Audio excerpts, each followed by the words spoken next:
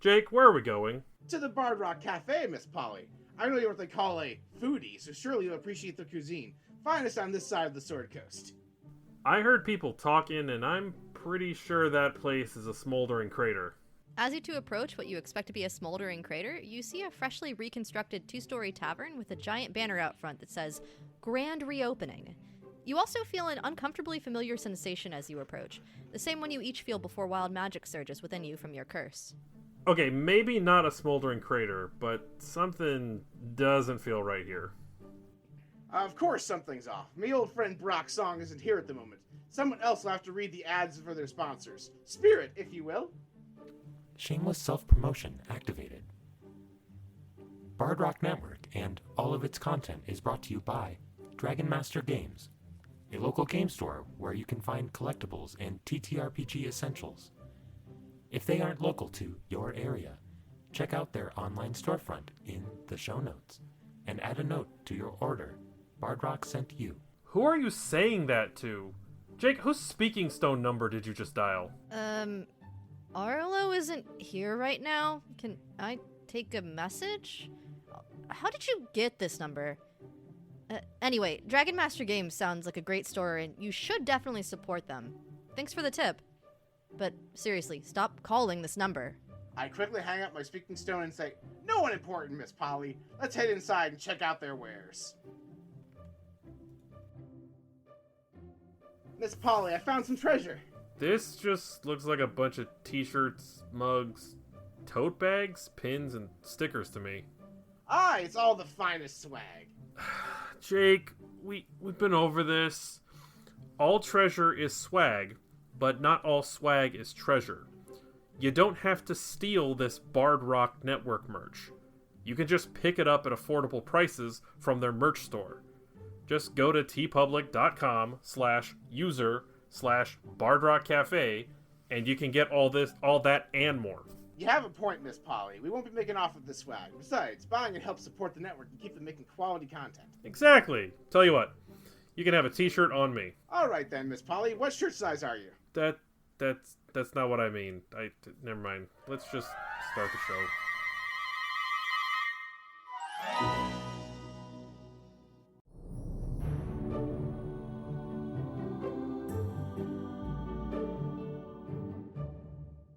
Welcome back to episode 49 of Bard Rock Cafe. What? Fun fact, we are recording this immediately after recording episode 45 where everybody gets scattered. So technically, I have no idea if it's going to work out the way I think it is, but I have, plot points, right? We're starting with Nadir. Hi, I'm Nadir. Yes, everyone's scattered as a result of a faulty plane shift spell. Everyone ended up in different places. Nadir, you ended up on the side of a mountain precipice. The air too thin for you to breathe easily. And in front of you, embedded into the side of the mountain, crumbling to pieces, barely holding itself together, the other obelisk lies in front of you. You see nothing else around you. Like there is a sheer drop, 10 feet to your right, that just, you don't see where it goes. The air is cloudy and foggy and thick. Well, not thick, thin, but it's windy, it's freezing cold. You're on a snow-capped mountain somewhere. And there's the other obelisk. Okay, I can...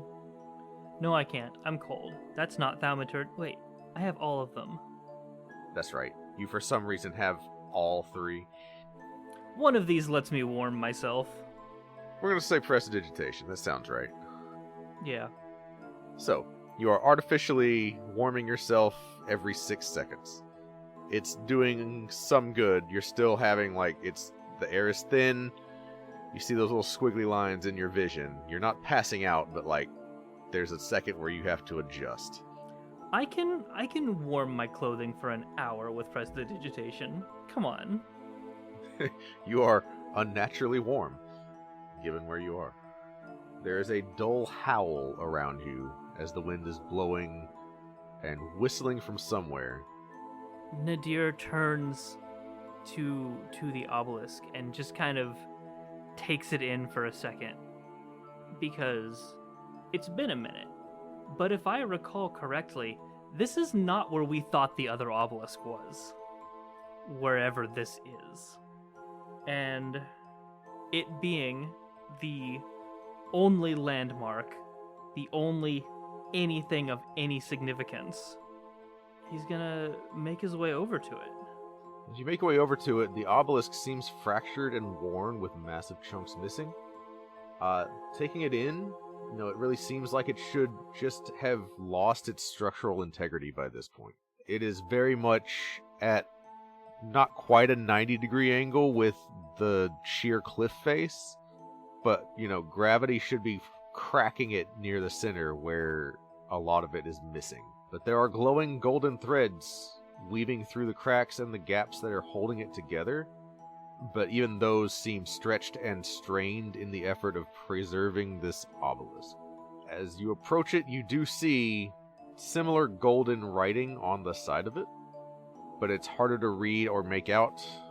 It is faded and not bright like the other obelisk, and just disjointed because of the cracks and broken nature of this one. Well, so this is far more out of sorts than the one should be. At least when I'm from. I might not be when I'm from.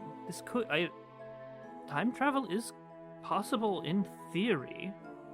Or this is not the other Tablet of Fate. This might be one of the originals. That would be an interesting find. And he is going to get a much closer look at, the threads woven throughout the structure. Trying to see maybe what kind of magic or artifice they are. Okay. Roll a religion check, please. Okay. Oh boy, that's an 8. They're magic. I see. Well, he's going to with some trepidation, because if a put together obelisk is falling apart on the inside, then who knows what one that is falling apart on the outside will look like. But he ever so gently caresses a hand over one of the markings, over a crack, over a thread, just to get a feel, maybe hoping that something can be discerned by touch. So Nadir would know that touching the other obelisk is a sure way to go inside the other obelisk, to that dimensional plane within it. With this one, you touch the obelisk, and you are hit with a wave of disorienting, magical, just vertigo. Do me a favor and roll a wisdom saving throw. 13. I need you to roll me a D100, please. 27. Now roll me a D10. 7. So, you recoil away from the obelisk. In the instant that you touched it, your mind was flooded with different disjointed images, and it's like you were too close to take them all in. You spend the next 7 minutes screaming. Doubled over onto the ground, clutching your head, screaming. Even after you recover from the initial trauma of whatever image was planted there, your mind still has just a cluster of things that don't make sense to it. Basically a lot of nonsensical, disjointed images that don't click, right? Okay. Screaming for 7 straight minutes is such... That was unpleasant. Let's not do that anymore. I couldn't do that again. So, how specific can I get with locate object? Nadir is going to attempt to find any bit of recognition or something to reconnect him with where he was before. So Nadir is going to attempt to locate Brock's flute. So, you cast Locate Object. It does not ping. It is not within 1,000 feet of you. We're scattered. And he looks kind of over the crag, down to just a sheet of white below. Yeah, you are above the cloud line right now. And impossibly far away. And he turns back to the obelisk again. I don't have a choice, it seems. And he reaches out to it again, but this time, instead of just running a hand along it, he is going to firmly grasp one of the golden cords. One of the golden cords. Roll me an insight real quick. It just seems like the best place to, grasp. A synthetic 20. In spite of yourself, not even really intentionally, your fingers go to a particular golden thread. The minute you connect with it, there's a familiar rush of warmth and energy that you understand. Because it's innate to you. So go ahead and give yourself a long rest. Cool, I'll take that one spell slot back. Well, and that also means you gain your level up from all the energy that the other tablet gave you. You are now level 11. Huzzah. Doubled in power. The golden thread that you're touching, you recognize as the golden thread that would be linked to a god's book, right? Oh. This one in particular flashes through you as Paladine's golden thread. Oh. It is straining like all the other golden threads to hold this tablet together. Oh, I almost want to pull it, but that feels like it'd be a bad. He traces it with a finger, and the point that it intersects with the tablet is where his fingers eventually land, in the hopes that, because he hasn't really tested this, if, different places on the tablet put you in a different place in the library. But that would make sense if it's sort of bleeding outwards.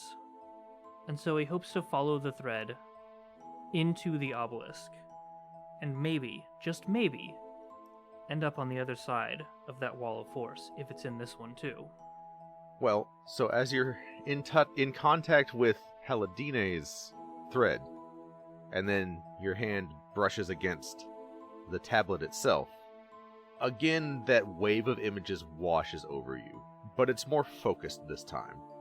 It seems more centered around Paladine, and you do find yourself inside that library, this time on the other side of that golden wall, holding Paladine's book.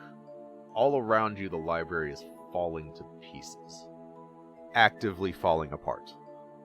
Not like you are in danger of being crushed under falling rocks right this second, but like you're standing there and 150 feet away, you watch as the floor underneath a bookcase just collapses. Oh. Well, in that case, I do a couple actions in as quick a succession as possible.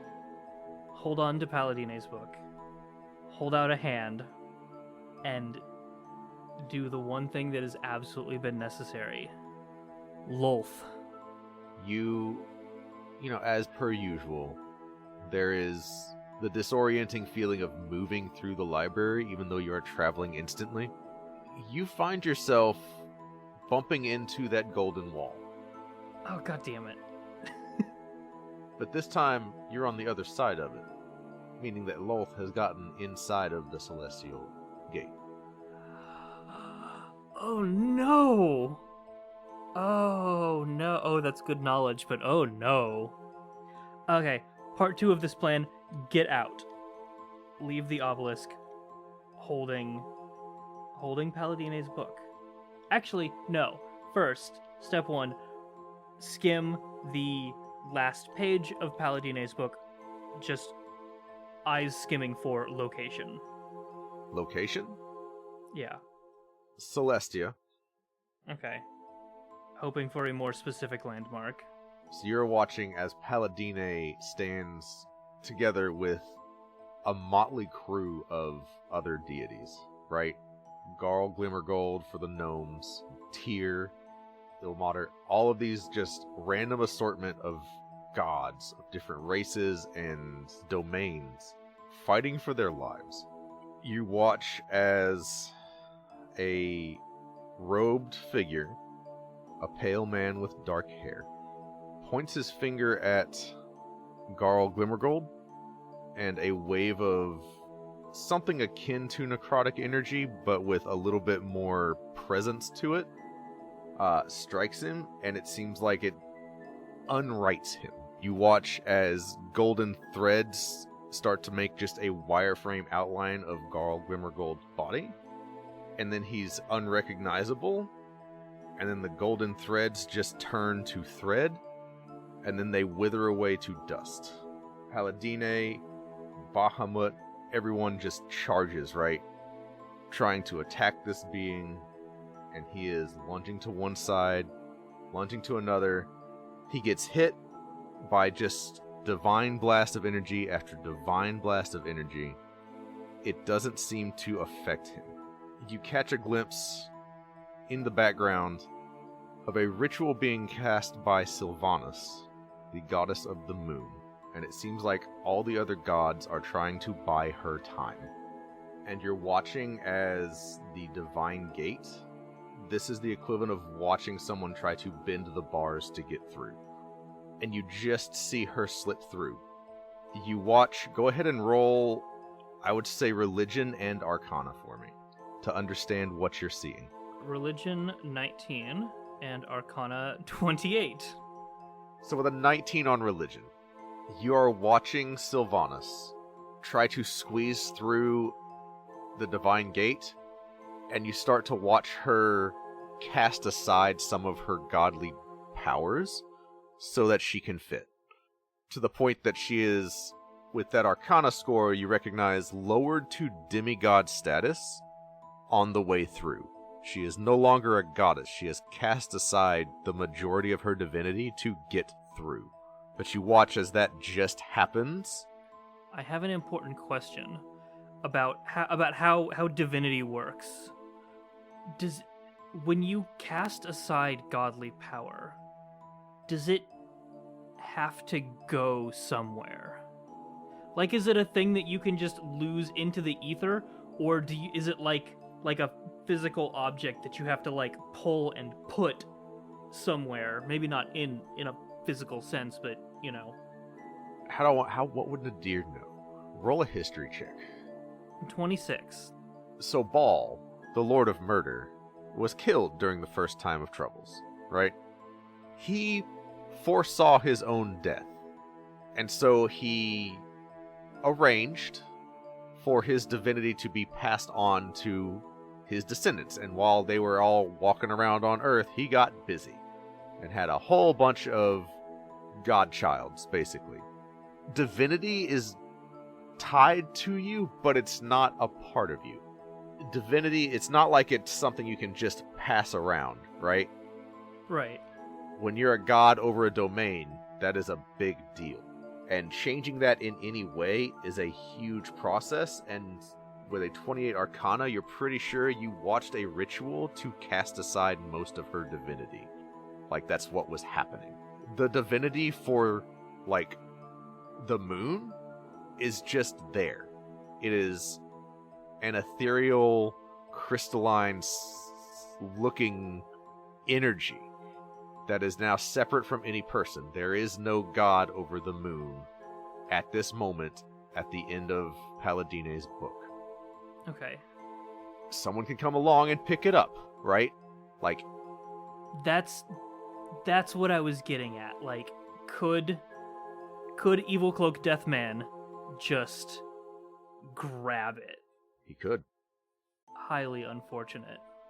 The vision doesn't last long enough for you to see what happens to that divinity or what happens to Saloon.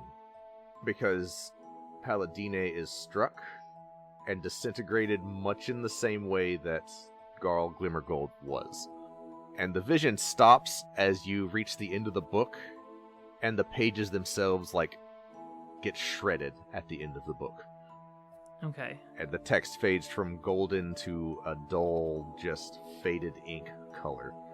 How much time do I have before this place falls apart on top of me? You're not sure. Is the threat immediate? No. I'm going to designate right here on the other side of this wall. I'm designating the spot for Paladine's book as a sanctuary for Word of Recall. So Word of Recall has to be somewhere strongly linked to your god, right? Yes. Their Book of Fate is about as strongly linked as you can get, so yeah. I'll allow it. All right. I will say you have to actually be inside the tablet, right? In order to recall to it. Yes. But it will let you get to the other side of the golden wall if you're there, right? All right. So, yeah, I'll allow that. Excellent. And now I hope that all the libraries are connected and it doesn't have to be this obelisk and can be any of them because that's a problem. Well, you are reasonably confident that the one in the Bard Rock Cafe is intact. Yeah. But I mean, does each obelisk have a separate library or do they all take us to the same library? Is I guess the better question there. You don't know. I'm hoping it's all the same library. And I'm going to get out and leave behind the book. You try to leave, you're stuck. Oh no. It's like you've replaced the book on the shelf. Willing yourself to leave does not seem to be working. And that's how I've always left before, right? Is by will or being forced out. Yeah, one or the other.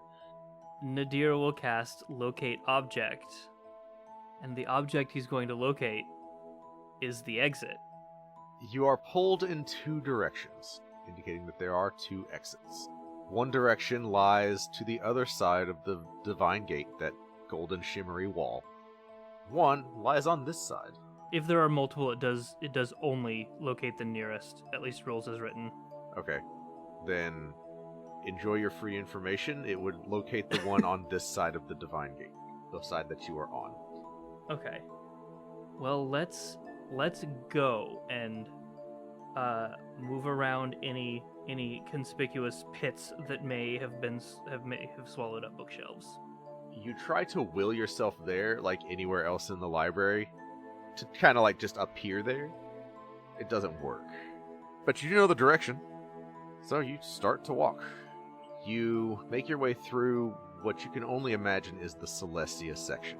You're seeing, just with your innate religion, you know who these gods are. You're seeing a lot of just celestial beings. It does seem that you are making your way out of the Celestia portion of the library. Go ahead and roll. I'll tell you what, I'll let you choose. Choose one, you will get different answers for each, right? So Arcana, Religion, or History. It's my worst of the three, but because we are specifically traveling through God's, books of God's realms, those words in a different order. I gotcha. Yeah. I am going to do Religion. 19. So 19 is pretty good. You're seeing the domains that you're going through. It seems like you're moving towards a more law and order region of the cosmos, right? So in the different realms, there's there's the cosmic wheel, right? And if you go up on the cosmic wheel, you get to Celestia, where everything is good. And then if you go in one direction, you get to Mechanus, the plane of order, versus Pandemonium, the plane of chaos, where you guys have encountered Cyric. You seem like you're moving towards a more neutral, lawful region of the cosmos, based on the kind of deities and that sort of thing that you're seeing. You're also noticing that as you move in this direction, you're noticing less and less destruction and crumbling. So it seems like in this direction, the tablet seems more whole. Interesting. Okay. Oh, okay. I wonder if the damage to the inside of the library on this side of the Celestial Gate is congruent with the damage of those things that have been eating entire planes. Roll a history check. Cool, 28. Nadir is mulling over that thought, or you are wondering above board that thought? I mean, that's above board. My brain connected that. Nadir, because he is seeing inconsistent damage across the library, is going to have that thought pop into his head and just say, oh, like, a thing to investigate later. But while he's attempting to make his way towards the exit, there's no way to test that theory while this place is crumbling around him. So with a 28 history, through that lens, what I'll give you is simply that you have seen the abyss and the elemental plane of fire be affected firsthand. You do know that Cyric was desperate to get out of that chair. He'd been fine there for a long time. He was pushing really hard to get free of his confinement. And you do know that something started at the bottom of the abyss, which had, in theory, endless layers, and started coming up. That is things that Nadir does know to filter his thoughts through. But those are on, like, the opposite side of where I'm at now, and apparently opposite where I'm going. It does seem that way. Something to look into later. Roll me a perception check as you make your way. Seemingly time is weird here, but you feel like you're walking for at least a little while. Yeah. 16. As you're walking, you see a book that belongs to someone not a Celestial, with a thread that is tied to you. I think Nadir he stops at the book and then kind of keeps going and looks around, hesitates, and then grabs the book and sits down and starts to read. It's Epi's book. It seems you have found Epi, wherever Epi ended up. Epi's on this side of the wall. Epi's on this side of the wall. I'm on this side of the wall. Where was she trying to take us? I'll give you that. Roll an Arcana. Are we all here? Well, I think I'm gonna test it a lot more explicitly. Sure. And just say Rook. You say Rook. You find yourself bumped up against the golden wall. God damn it. Now I gotta go all the way back. You don't. You just say Epi's name again. Unless you held on to the book. I didn't. Okay. Well, I might For the sake of expediency, you put it back. Or maybe didn't put it back, but like set it down. So Rook, not on this side of the wall. Okay, so not all of us. Okay. Epi's there. I'm here. Rook is not. Roll an insight check. 24. God. Ooh, that's good. You realize you didn't get here using your own book. And the thought crosses your mind that you don't actually know where your own book is. Well, let's fix that real quick. Nadir Kosain Amber. You bump right, after having thought of Rook, thinking of your own name, you don't move an inch. You are stuck against the wall. I squish a little bit harder. Sure, right, yeah. You're doing that thing, where you're pressed up against the window pane? Yeah. Well, I guess it doesn't quite matter where I was, but where I'm going. And I'm going back to Epi. Okay. You are back at Epi's book. And let's just keep going for the exit. Much like before, you reach what appears to be the abstract center of this library. The core, I would say, of the obelisk. There is a circular ring where no bookcases are, right? Instead, there is a single pedestal with a large tome. From your past experience, you know this is the obelisk itself, right? Like, this is the obelisk's book, so to speak. It is the universal book. Not that far from where Epi is. Which, also, for the record, your locate object, that's it, right? That book is the exit. So, just to clear that up. Nadir reads the last page of Epi's book, figure out exactly where they are. Again, kind of same thing, scanning for a location name. So the last page of this book is tricky. Roll a wisdom saving throw. 13 again. Where before you were hit by a wave of just massive, overwhelming images that didn't make sense, that starts to happen. As you're trying to read Epi's book, you're struck by different images. So you were able to turn to the last page of Paladine's book. With Epi's book, as you keep turning forward, the pages keep generating more pages. It's almost like there isn't an ending, as though fate is still being written for Epi. Right. And as you're trying to parse this through...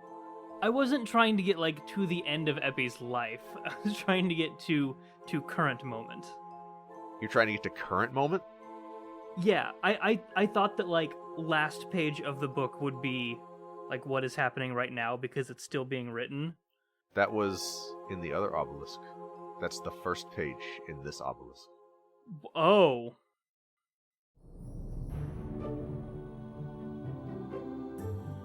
Welcome to Dungeons & Dialogue, where we're more than just an actual play show. We play pre-written adventures and then review how they're written and designed. Dungeons & Dialogue is brought to you by Bard Rock Network. You can follow the show on Twitter at @DNDialogue and the network on Twitter at Bard Rock Network. I'm Paul, and I'm the Dungeon Master for the first campaign, the Dungeons & Dragons module, Dragons of Icespire Peak. Join me as I lead a group of misfit adventurers on their quest to rid the greater Neverwinter area of a draconic menace. Misfits, introduce yourselves. Hello everyone, I'm Carly Steichen. I will be playing Ashlyn Nightwalker, our human druid that has trouble talking to people. She's very socially awkward.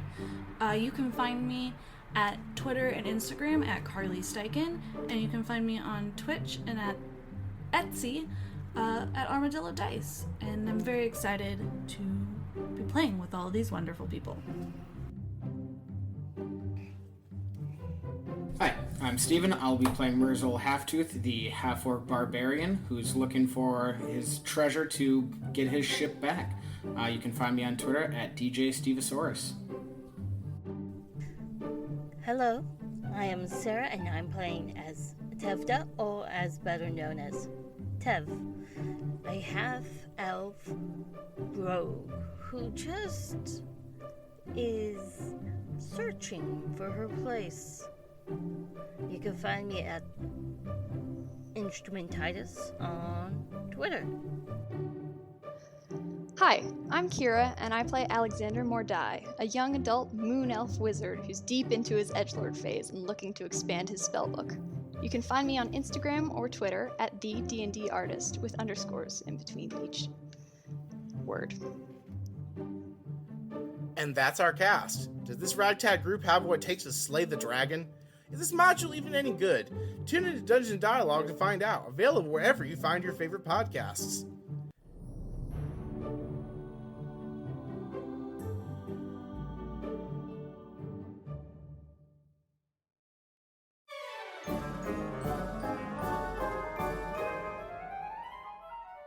Unauthorized lifeform detected. I'm not unauthorized, silly. I'm your friendly neighborhood mail robot, and I have a delivery from Minva RPG for you. I did not order anything. Well, it has your name on it, so are you sure it's not yours? But I did not give you my name. You look at the package, and it is, in fact, addressed to Spirit. I take the package then. Campaign journals. Why do I have so many? Why, for all of your personalities, of course. I thought you would want one for each of you so you don't have to share. These campaign journals are perfect for players to track their character info, inventories, spells, and miscellaneous campaign notes. I'll mark you down as another satisfied customer. And if you want more, just go to our affiliate link in the show notes and use code BardRockCafe at checkout to save on your order. Scan complete. Data added. Friend request accepted. As the two Warforged finish interfacing, a druid in a straw hat runs by, swinging a pair of boa constrictors wildly like whips, chased by a horde of zombies.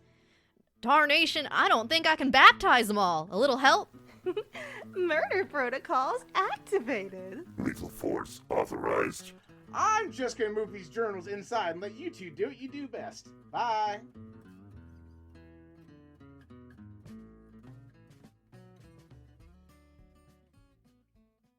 Okay, Spirit, you can unload the supplies right here in the galley. Acknowledged. Cargo unloaded. Scan complete. Unknown substance detected. That's nothing to worry about. That's just our stock of tea and coffee from Many Worlds Tavern. I wanted to stock up while we were at port. You can't get good tea and coffee just anywhere. Correction. You can get tea and coffee delivered from Many Worlds Tavern to many locations if you order through their website. And if you use the affiliate link in the show notes, a portion of your order supports the show. Oh, that's right. And you can even save some money on your order by using the code BardRockCafe at checkout. I'll keep that in mind. Thanks. You're welcome. I believe the captain said something about finding treasure while we are in port. Should we go find him? Yeah, sure. Who knows what trouble he'll get into by himself. Jake, we've been following your compass for hours. Are you sure you're reading the thing right? Aye, maybe you're right, Miss Polly. Let me try the doubloon of absolutes. I flip the doubloon, it lands on heads. With the heads, you get a natural 20, and a wild magic surge. A treasure chest appears before you.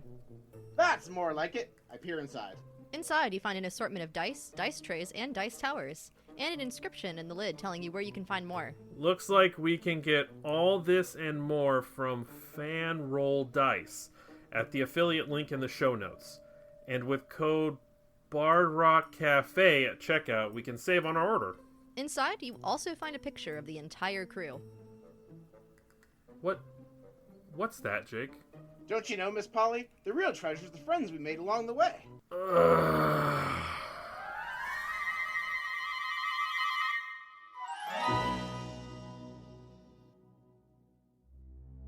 Oh, okay, cool. Right, this one's the future. It's what hasn't been written, it's the fate.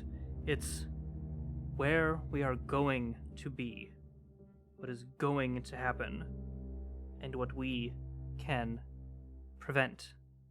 I need to get to Celestia. I need to grab everyone. So Nadir looks at the first page of Epi's book to try and find a location.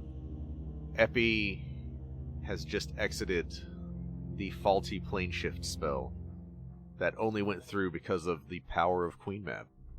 Epi found himself launched instead to the Fortress of Memories. Go ahead and roll a religion. This is not a hard check, but I just want to know if that clicks for you. Even 11, but even if it doesn't, I have a plan for that. Okay, well, 11 is super low, so no. That's fairly specialized information, and 11 is like just common knowledge. That's not common knowledge for people. Okay. Nadir is going to, I guess, touch the obelisk's book and attempt to exit. Yeah. So, the way this one works is you find yourself rocketing out of the obelisk. The visions that you got before start to make a little more sense. You see a lot of, because you're on this side of the Divine Gate, you see a lot more golden threads. But as you're rocketing away, you see the cosmic wheel beneath you, right? And all of the different threads that everyone has. So before, when you touched it, you kind of got glimpses of random threads of fate from everybody. Here, you're kind of looking at it, instead of like up close getting waves and waves of images, it's like looking at it from far, far away, and you get kind of more of a mosaic view of it, right? Like you've seen that picture that's made up of like millions of tiny pictures? Right. This is like a, oh my, I completely forget what pantheon they're from, but like Clotho and the three weavers of fate. It's kind of that where like each individual thread is a whole lifetime, but if you back up from the loom and look at the whole thing, you are looking at the weave of fate, and you are watching as at 4 distinct points the fabric is being torn asunder, as though someone is burning the threads away, and it is just fraying apart. And from this angle, you can definitely see it seems to have started in the more chaotic and evil portions, and is moving its way up. So, are there 4 disjointed and like unrelated points that are burning? Yes.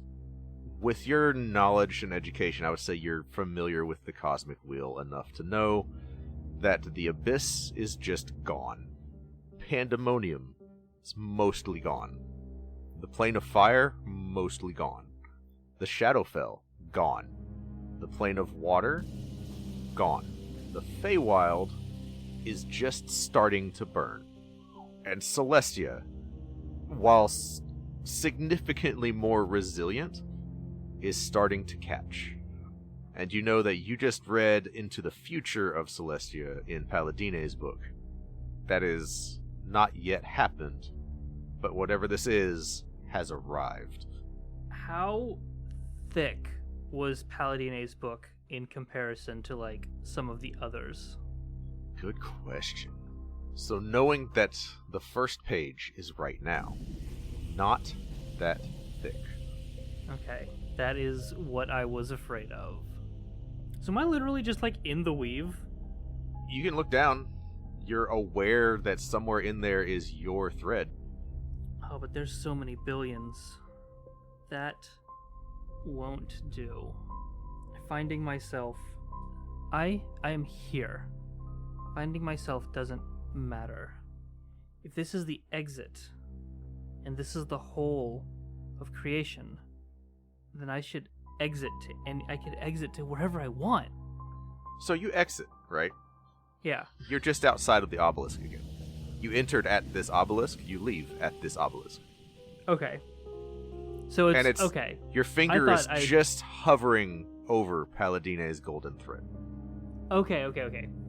And you see all the other golden threads, and the rest of the obelisk that you can touch.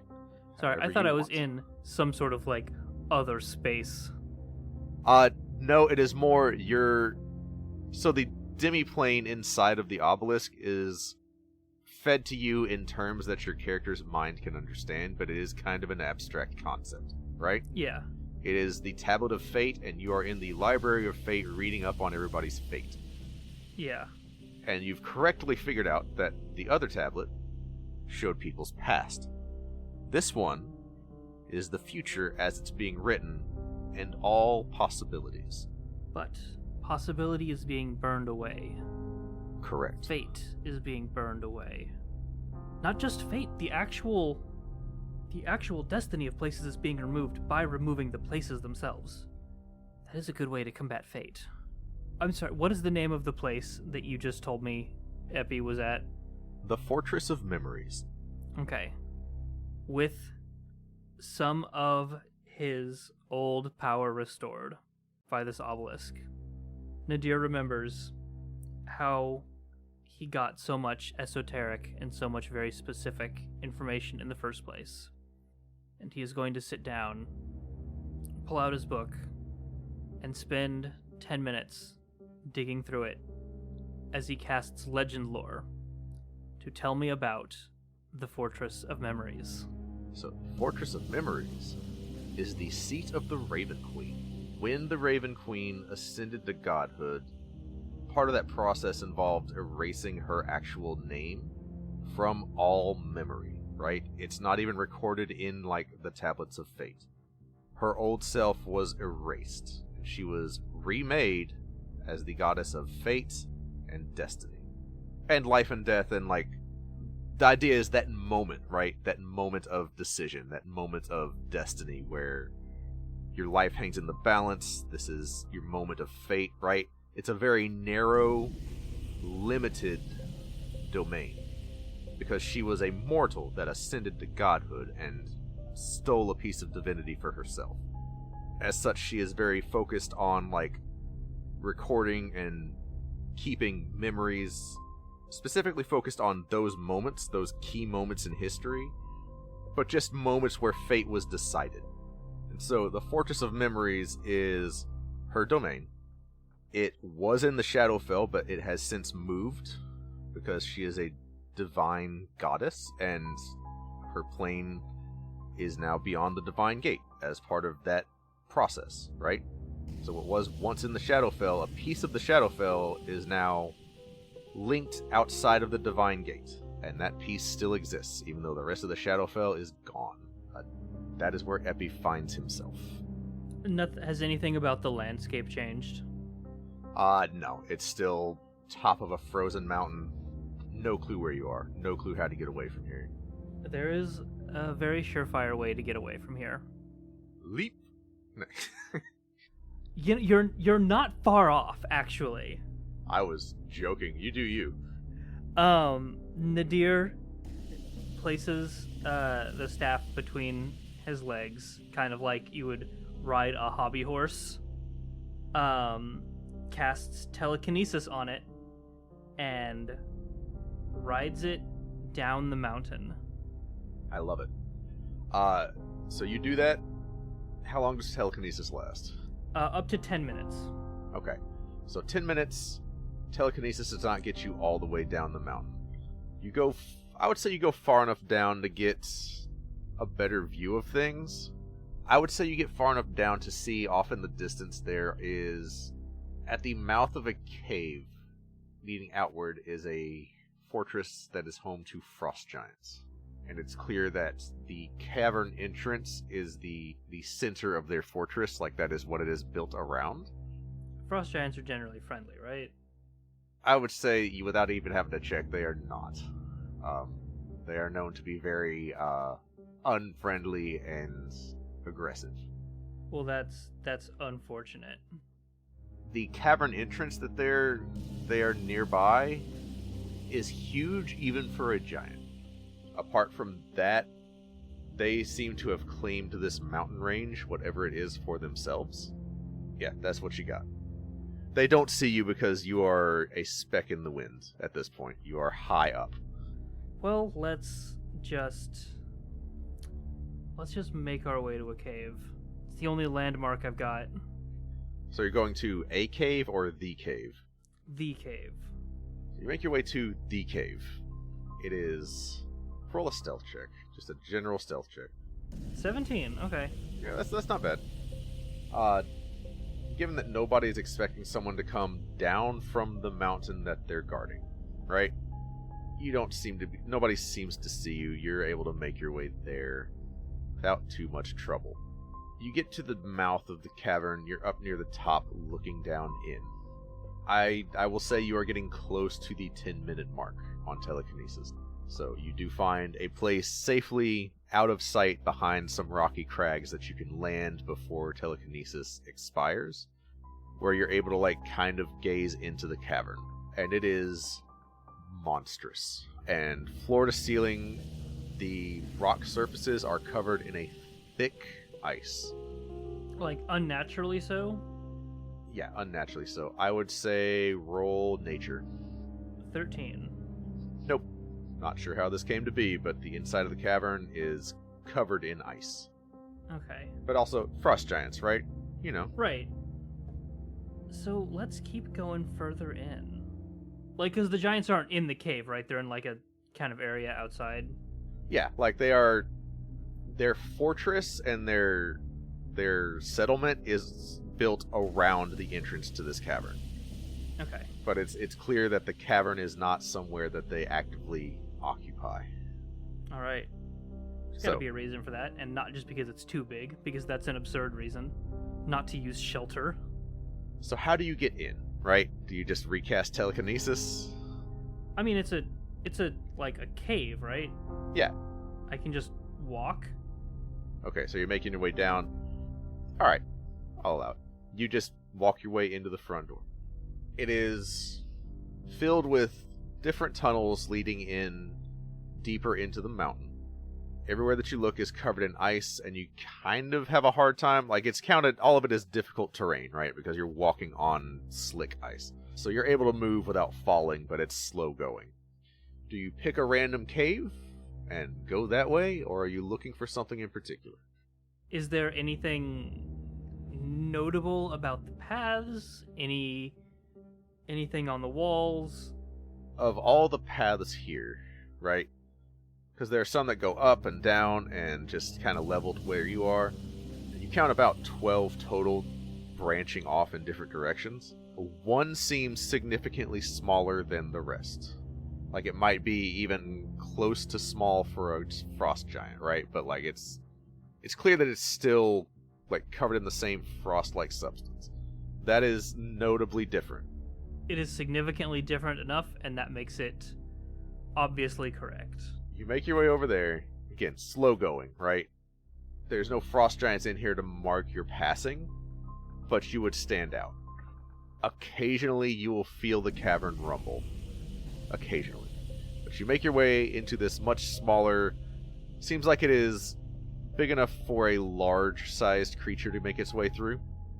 And as you start making your way into this cavern, it narrows even further, so that it's a somewhat tight fit even for you. And then you run into just a solid wall of ice.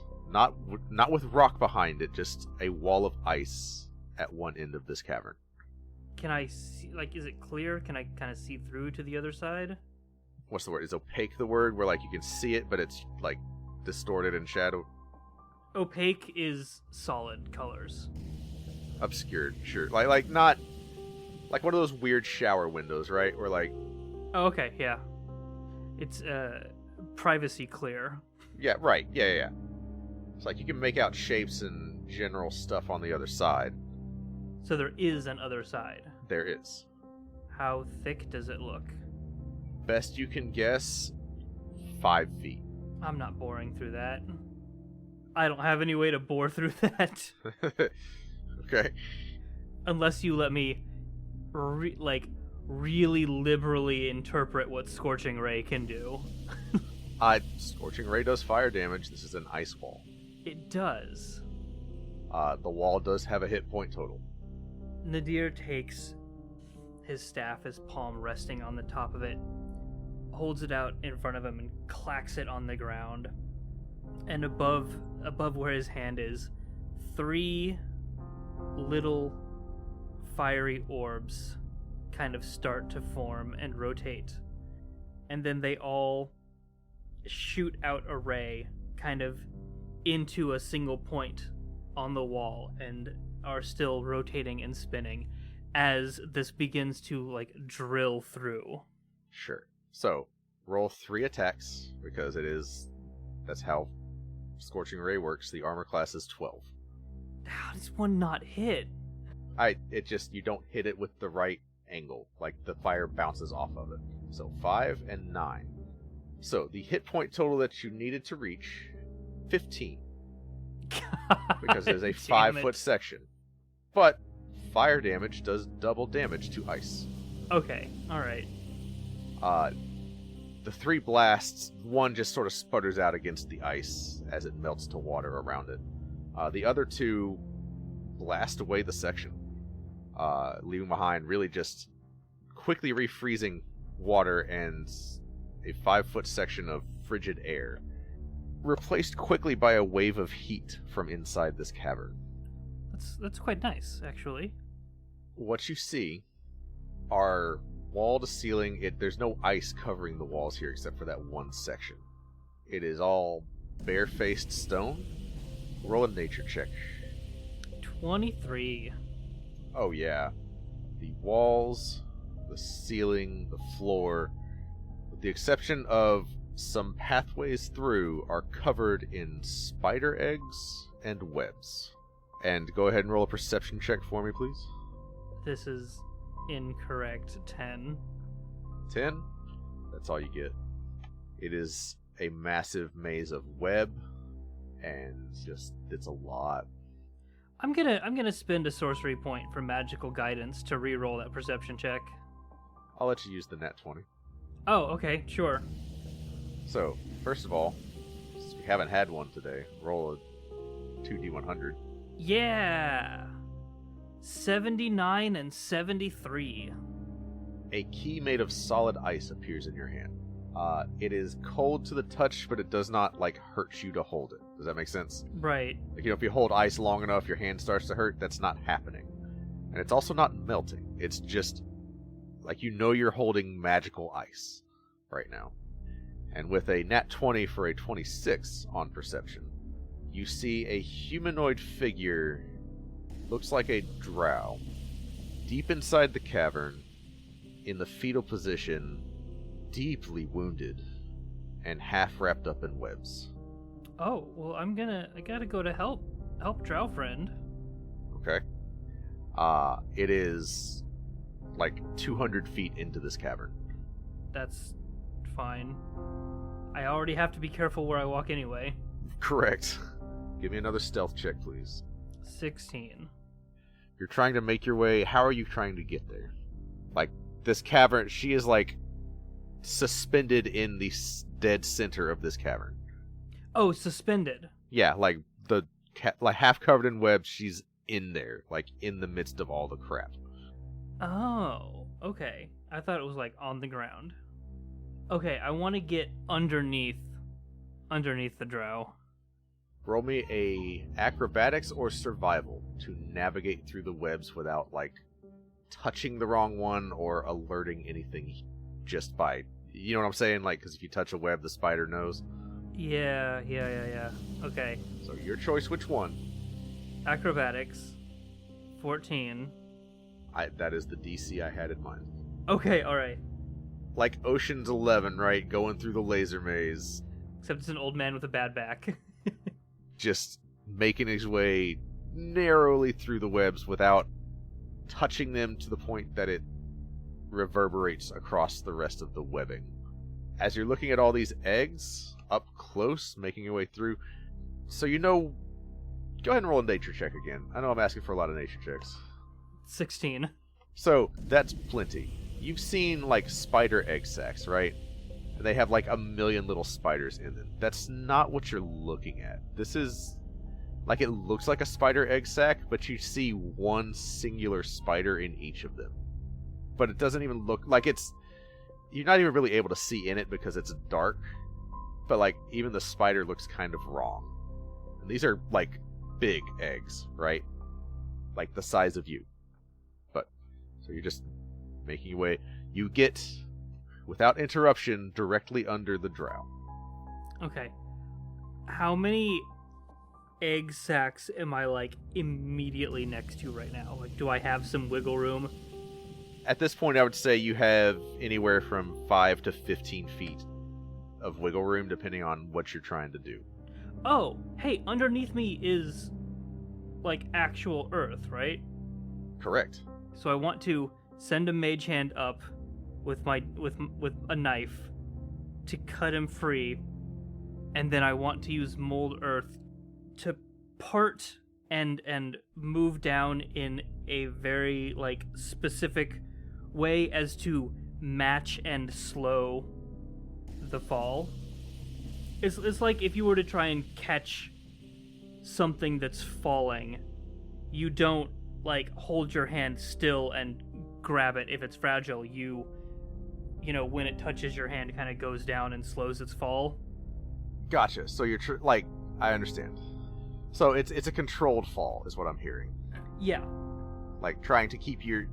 Like, you don't want something to fall so fast that it reaches, like, terminal velocity, but also you don't want to, like, just stop it either. Yeah.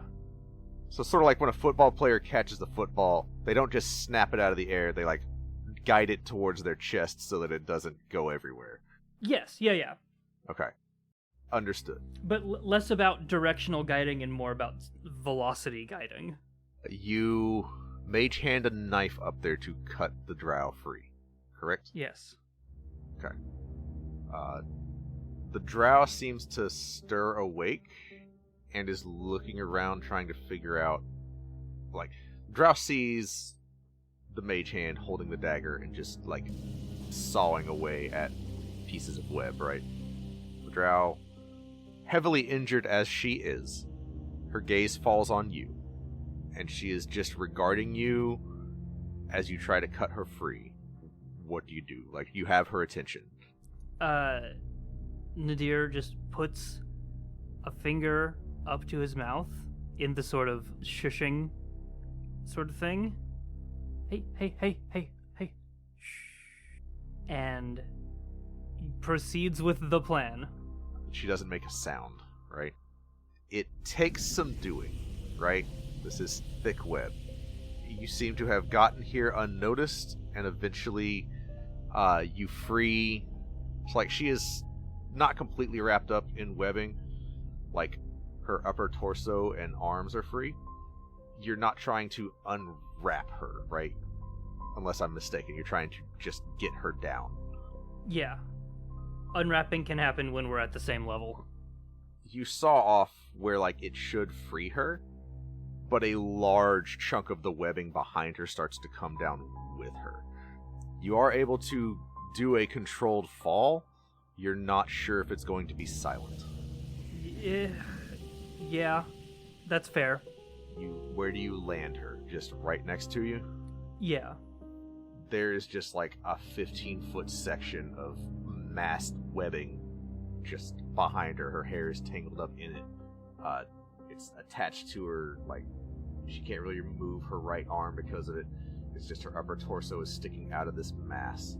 And she's just there, and she's looking at you like, how are you here? How did you get here? My name is Nadir, and I don't know, and I don't know. We should leave, right? Where would we go? Is there... Where did you come from? Woke up here.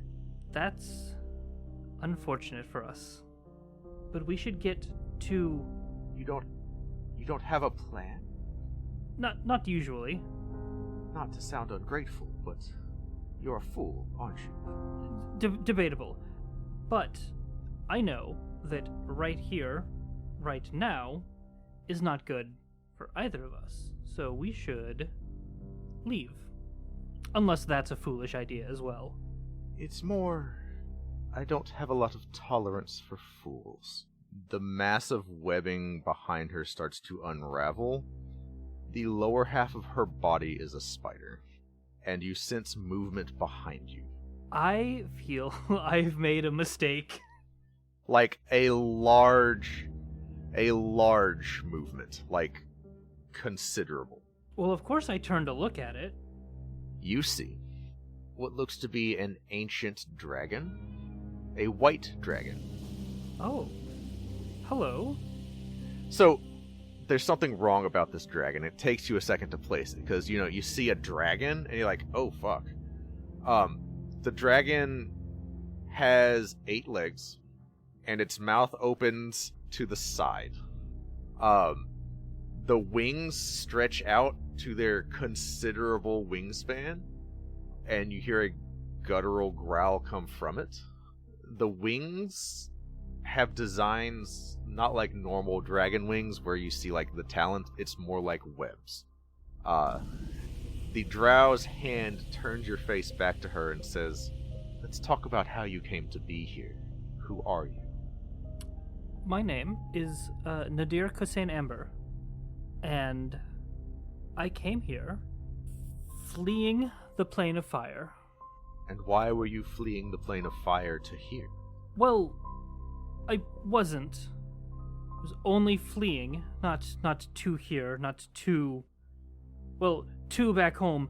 It didn't work, and I came here. Did you know that something is eating the planes? I did. That's why I fled the abyss. Okay. Yes. Same, except I didn't mean to be here. I did. So, since you are just a fool out of his depth, I think I'll save you for a meal for later.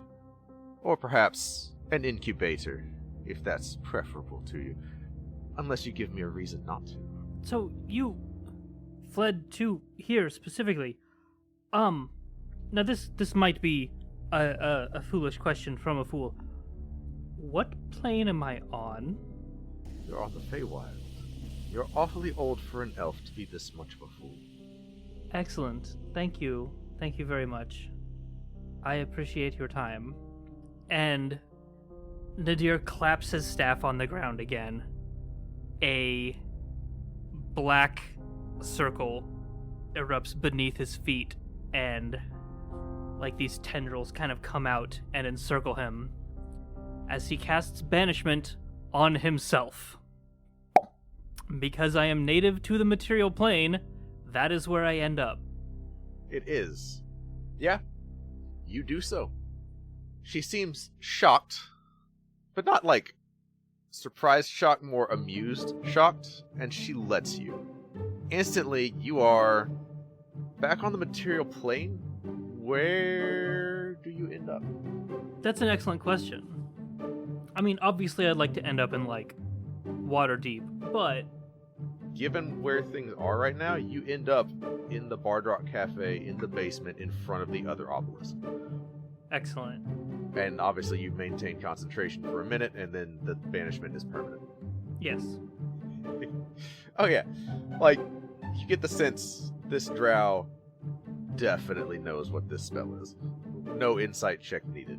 So, you find yourself in the basement of the Bard Rock Cafe. Jumping alert is the displacer beast that has been guarding the Bard Rock Cafe this whole time. It recognizes you and then returns to lounging, but you have now scared the mess out of your dog. Well, first things first, pet the good boy. And if everyone is scattered, this will be where we end up. Well, as a quick note, by the way, the obelisk is pristine, like new. Right. So, in case it wasn't clear before, it worked, right? It has been repaired. Oh, that's quite lovely. He did it. It's within a djinn's power to fix a tablet of fate. It's within a djinn's power to fix godly items. That is excellent information. I think I will wait. You will wait? Yes. If everybody is scattered, and if they find out that everybody is scattered as well, the only meeting point would be here. Okay. You have to wait until sometime the next day. Which, as a point of order, Minibar is here. Oh, excellent. Minibar is sitting alongside Brock's retainers, who also somehow ended up back at the Bard Rock Cafe. The retainers got back here through some means, and everybody's just around. So, you're catching up with everybody. You get Minibar up to speed on what happened after Minibar was banished by the Genie Prince. And yeah, you have about a day. Is there anything you'd like to do? Nadir's going to talk to Brock's retainers. And he's going to, he's going to pull out his book, go to an empty page, get a quill, and it's like, I need to know how you guys got here. And then we fade out as they're telling the story and Nadir is chronicling it. So you spend some time getting their story about what happened with them. After about a day, you receive a sending spell in Sylvan. I have been asked to talk to you, to invite you as a guest to the Court of Night. Do you accept? If my friends are there, I accept. No response. But after a moment, a portal opens up, and you're able to see on the other side is a large reception hall full of unfamiliar faces. And Rook. Nadir closes the book, puts away the quill. He's been writing this entire time, chronicling all of the nonsense that just happened. Well, I hope everyone else finds their way too. And he steps through the portal. It closes behind you, and that is where we will end Nadir's episode.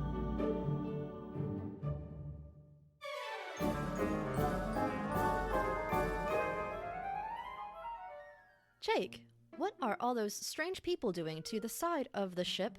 Well, Alexa, we need to let people know about our sponsor, Dragon Master Games. So I had their logo painted on the side of the ship. Do you think a local game store will want people to know they're in league with pirates? Maybe not. There is nothing stopping you from spreading word about all the great products and services Dragon Master Games offers at every port we visit, or how you can order things from their online storefront. But please, do not paint their logo on me.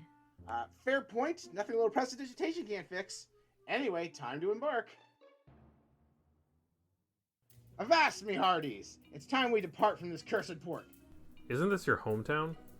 Yes, and I've surely outstayed me welcome. Hostile lifeforms detected. You see several muscular goons approaching the ship as you raise anchor. Who are those guys? No one to be concerned about. I feel like that means we should explicitly be concerned. Not at all. Those are our wonderful patrons coming to collect their annual swag bags and join us in the community game day. Ahoy, mateys! Come aboard for some of the finest swag in the Astral Sea. Oh, okay then. Where did we get patrons exactly? They subscribe to Bard Rock Network on Patreon or Ko-fi. Supporters gain access to all those rewards and more. Links can be found in the show notes. Looks like we'll be staying another 10 day after all. Miss Polly, refreshments for our guests. Sure, I have nothing better to do than make snacks for everyone. Oh, you're right. I'm so sorry, Miss Polly. I don't want to keep you from your duties. What's your job title again? Ship's cook. Ah, so then you'll be making refreshments for our guests then. Snarky attitude detected. You're damn right. Thank you for all for listening. We hope you enjoyed the show.